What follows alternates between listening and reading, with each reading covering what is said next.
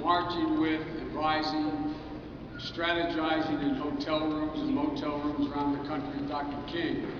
I was a young kid in Delaware and smitten by Dr. King and working in my little way in the civil rights movement, desegregating movie theaters on my state, and I was not much. I was just one of many, many people who was taken up by the work of Dr. King.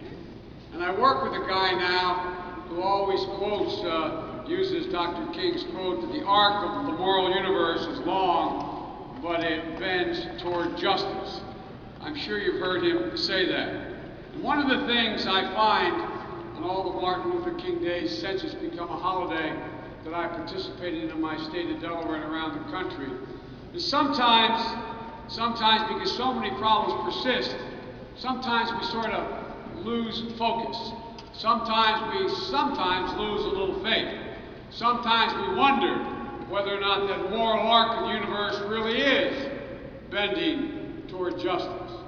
I can remember as a kid in Wilmington, Delaware, working on the east side in 1965 when a guy named Martin Luther King was standing outside the gates of this college 47 years ago. I was not with him outside the gates. I was outside the Rialto Theater in Wilmington, Delaware. And at that time, I remember Dr. King talking about the fact that he said, just injustice anywhere, and he repeated this many times, is injustice, is a threat to justice everywhere.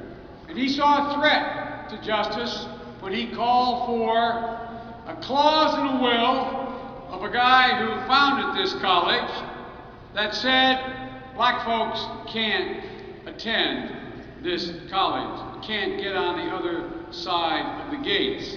And just 2 years later, and I think you were with him, I'm not certain of this, Senator, but when he spoke to the Southern Christian Leadership Conference in Atlanta 2 years ago, almost to the month, he used another phrase. After some great success, he said, "Where do we go from here?" The thing about Dr. King was, it was always, where do we go next? It was always about the next thing that had to be done. Because by '67, he had accomplished a number of significant things. And his focus became more and more on injustice writ large, on the lack of economic opportunity. Everybody forgets that the March on Washington, his famous I Have a Dream speech, was about economic justice. That's what he was talking about then. Well, there's still much injustice in the world, but today I'd like to pose a different question. Where have we come from then? Where have we come from 47 years ago today, almost, not today, 47 years ago when he stood outside the gates of Girard College? Where we are today, just remind yourself, look around. Not only is there an African-American female president of this institution, but there are thousands of you on this campus talking about and acting and doing something about the injustice that continues to exist in this country, in this world.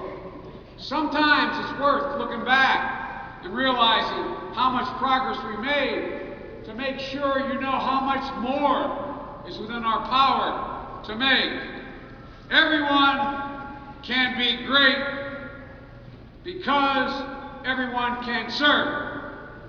Of all the things that Dr. King said, that's the one that drove home to me the most. That every single person, regardless of their background, regardless of their education, regardless of their capacity, every single person can be great because every single person can serve. My wife Jill, working with Michelle, trying to help out military families who feel isolated because only 1% of them are fighting these wars, uses a great line. What can we do for these families? She said, just one act of kindness. Just one single act of kindness would what you all are doing here today, you all have turned Dr. King's almost directive into action. I remember, because I was on the floor as a co-sponsor at the time with my good friend Harris Wofford when we were listening to Jesse Helms and others tell us why this should not be a holiday, why Dr. King did not deserve a holiday. But the biggest thing we heard about was, this is just another day that's going to cost the taxpayers money. This is just another holiday that's going to add to the total cost of doing business. Little did they know that there were guys like Todd and all of you who would use today to do business, to do justice, to help people. Tens of thousands of you all across America. And folks, it's not a small thing.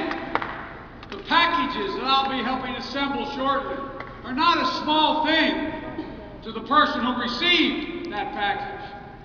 To them, it's about life and death. It's about whether or not, even more importantly, they think anybody knows what I'm going through. Does anybody know my pain? Ladies and gentlemen, the greatest thing you can do for another human being, in my view, is let them know you understand what they're going through, and then try, just engage in one act of kindness. Ladies and gentlemen, today, Girard College is the center, as Todd has pointed out, of over 80,000 people around this city doing one act of kindness, and some of you, many, many more. Today, we are all across America giving meaning. It sounds like a trite phrase these young kids will hear all the time, giving meaning to the legacy of, what does that mean? But today, we're actually acting out. We're actually acting out, even for some of you, it's only a day. We're acting out what Dr. King talked about.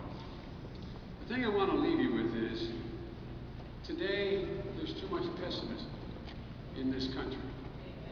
I got elected when I was a 29-year-old kid in the United States Senate, coming out of the civil rights movement as a public defender in a state that never elected a guy like me. And in a state where George McGovern was running for president, I think he only got like 34 or 35% of the vote. I won by a landslide margin of 3,600 votes. And everybody said, this is a young idealist. This guy is just too optimistic. I give you my word, and a lot of the people up here know me well. One of my best friends in the world is Bobby Brady. I can tell you, I give you my word, I'm more optimistic. I am more optimistic about the potential of this country. I am more optimistic about what we can do. I'm more optimistic about our ability to lead the world and lead this nation than I ever was, even when I was a 29-year-old kid.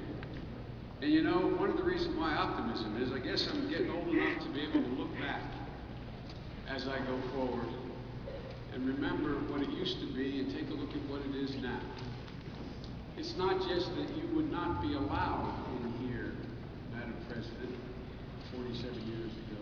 You would not be allowed in here. You would not be allowed to be a student here, let alone be working, let alone be the president. But it's so much more than that.